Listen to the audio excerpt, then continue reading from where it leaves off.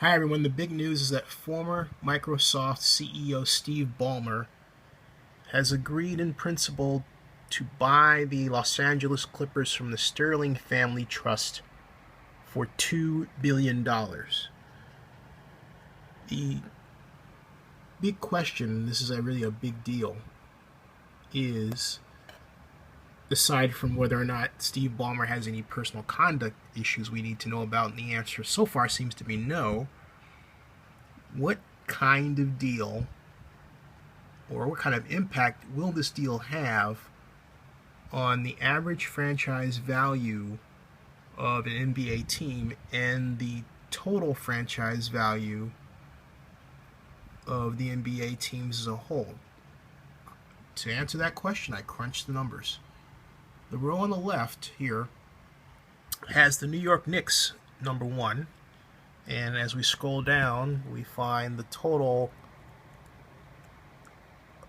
value of the teams at $17.624 billion, and the average value at $587 million. Now, the LA Clippers sale at $2 billion obviously puts them at number one.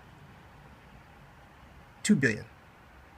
And the Knicks are number two, and of course the Lakers number three at $1.35 billion. But the total value rises to $20 billion, $20,449 million, and the average franchise value is now at $681 million.